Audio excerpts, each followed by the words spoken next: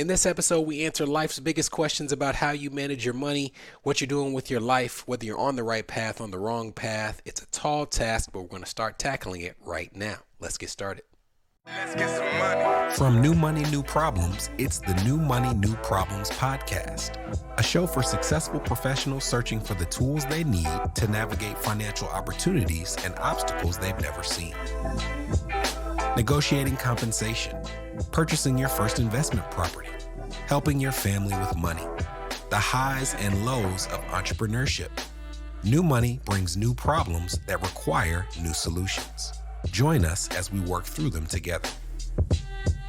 I'm Brenton Harrison, and this is the New Money, New Problems podcast. Hello, my name is Brenton Harrison of New Money, New Problems, and your host for the New Money, New Problems podcast.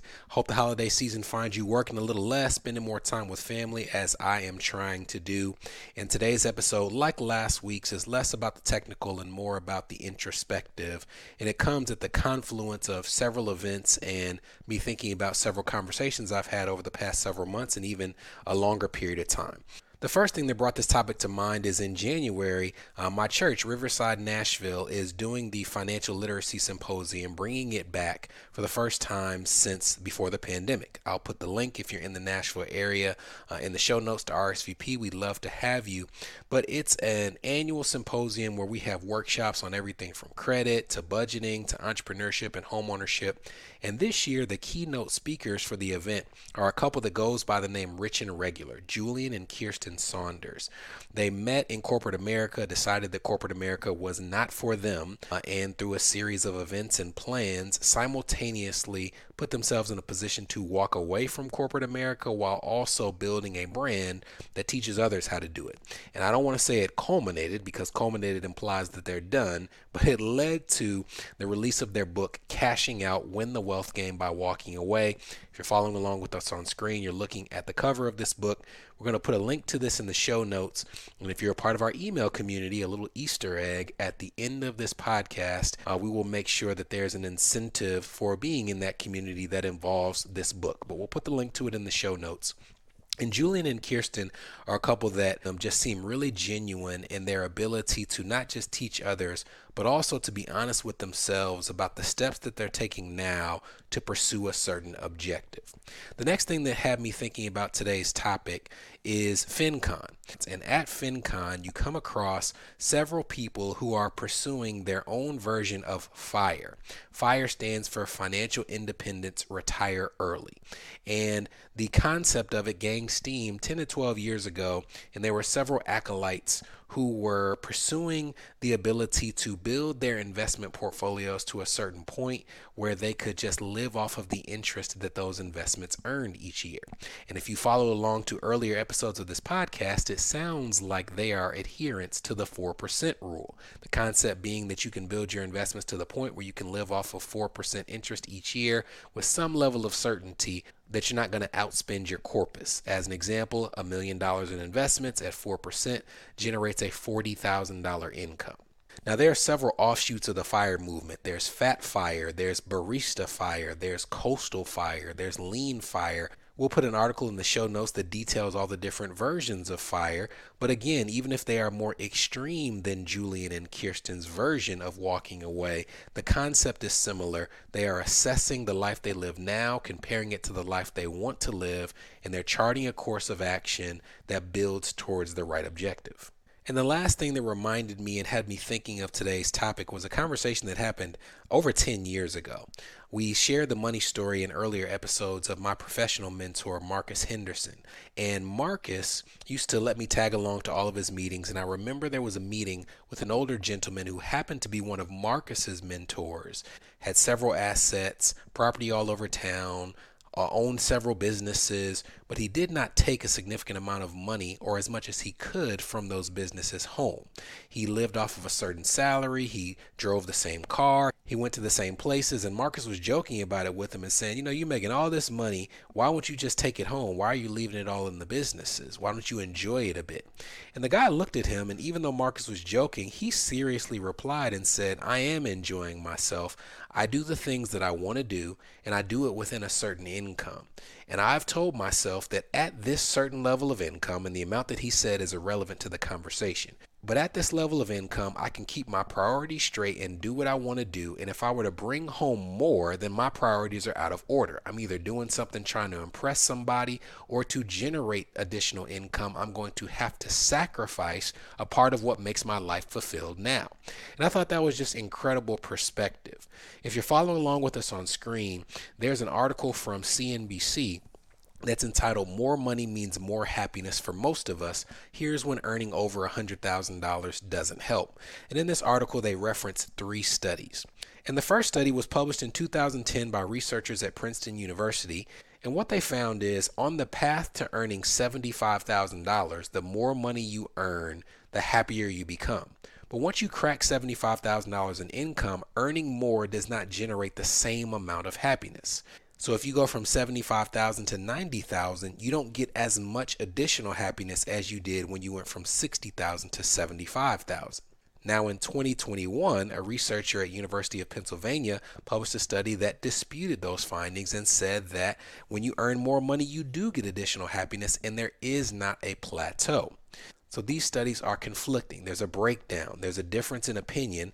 And the way that they resolved it is they actually teamed up. Researchers at the University of Pennsylvania teamed up with researchers at Princeton University who published the initial study, and they performed a new study trying to find the nexus between the two. And what they found is, in fact, for the majority of people, there is no plateau when you make extra money. You continue to get more happy the more money you make. So when people say money doesn't buy happiness, it's not necessarily true. But they also found that there is a small minority for which happiness does plateau when they earned additional income. But here's the interesting thing about that minority. They are people who were already somewhat unhappy before they started earning a high income. This brings to mind what the older gentleman was saying. I'm happy now. There is the possibility that I could earn more and be a little happier, but if that comes at the expense of something I'm doing now that I enjoy, then that's a sacrifice that I'm not willing to make. But there are also some people who are living a life that they don't like now, and the idea of adding more money without changing that lifestyle drastically, it would not lead to any significant additional happiness, even though they're earning a little bit more. So after the break, we're going to give you 3 quick things that you can do to assess whether or not you're moving in the right direction with your finances, and what to do if the answer is no. This is the New Money, New Problems podcast, a show for successful professionals searching for the tools they need to navigate financial opportunities and obstacles they've never seen.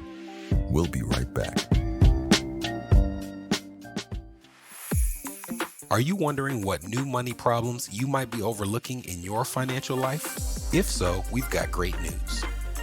We've crafted the New Money, New Problems Gap Finder to identify potential weaknesses in your finances in areas ranging from budgeting, investments, insurance, and even the threat your extended family's finances could pose to your household. Please head to newmoneynewproblems.com/gapfinder to complete it today. Again, that's newmoneynewproblems.com/gapfinder to take the assessment.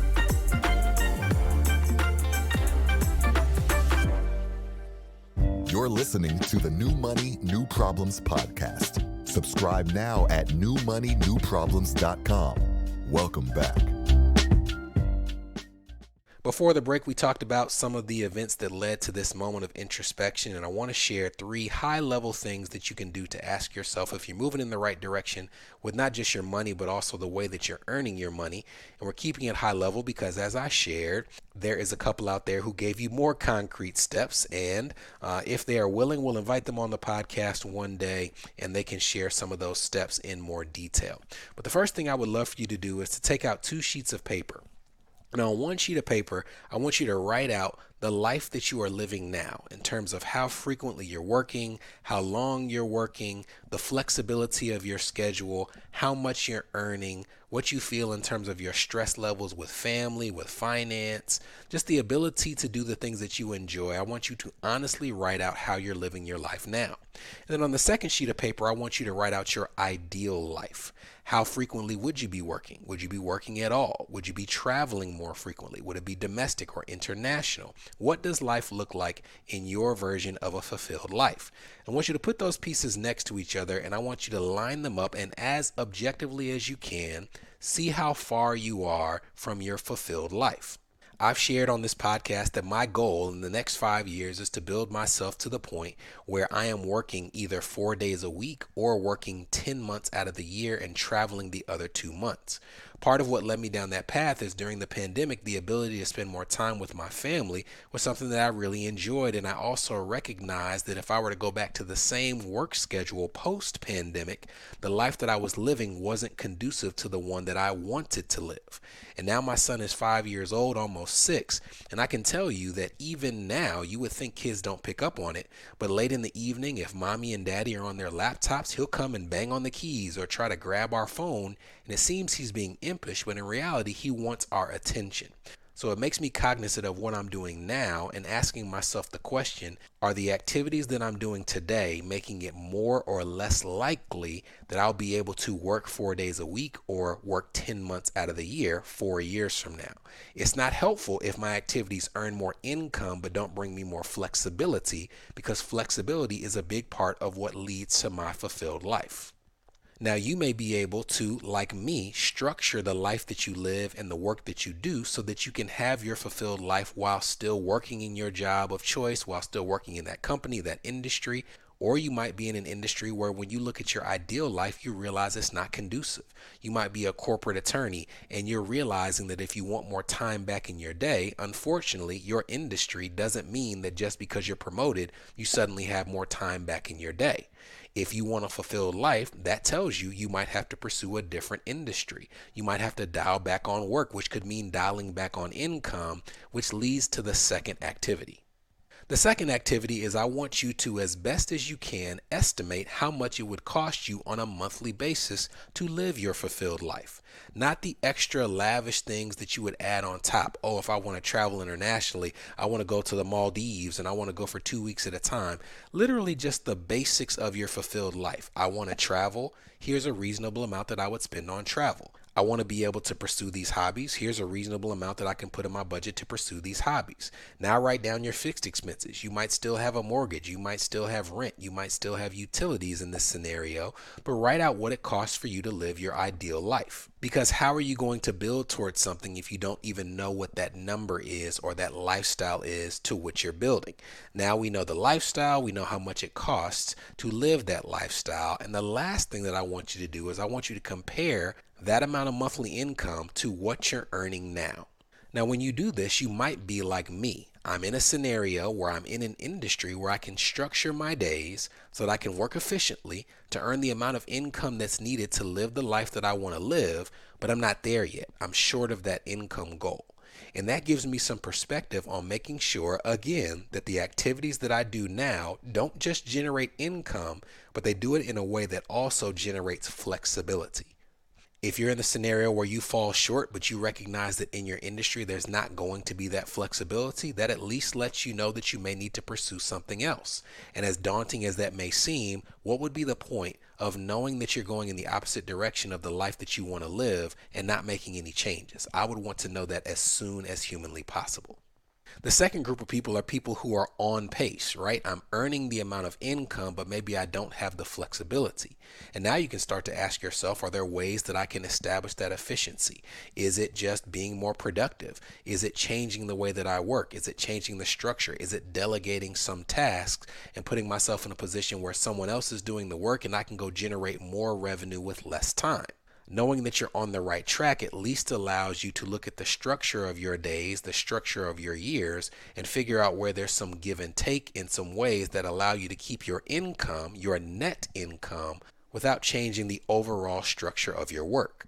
Now, there will also be some people in this second group who have the income and they have the flexibility, but they're still not doing some things that are in their fulfilled life. And some of that may be fear that they need to save more, that they need to do more, that there needs to be some magical number that they hit. And I would ask myself, what are you waiting for? We have no guarantee that we're going to be here 10 years from now to enjoy the fruits of our labor. If you're already earning enough to do what you want to do in your fulfilled life, it's not about just spending to excess, but there is some value value in enjoying things while you build them. And this may be the perspective you need to start to loosen the reins a little bit and enjoy what it is that you're building.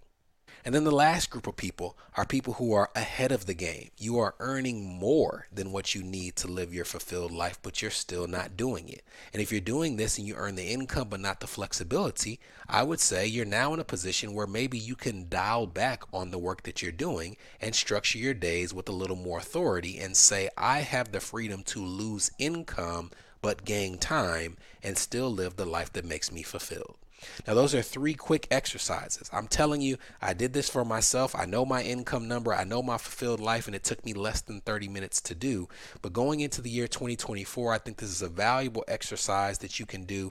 I hope you will take the time to do it. Last week is the last episode of the year for the New Money, New Problems podcast. But before we let you go, if you're on our email list, which you can join by going to newmoneynewproblems.com/podcast, we want to thank you all for this past year, and also get this book from Julian and Kirsten in your hands. So we are going to give away 10 copies to people in our email community. So join the email list if you haven't already. And after the holiday, we're going to send you instructions for how you can be in that number. I hope you all will join us next week. I hope you have a great holiday season with the ones that you love. And I look forward to seeing you then. From New Money, New Problems, this was the New Money, New Problems podcast, a show for successful professionals searching for the tools they need to navigate financial opportunities and obstacles they've never seen.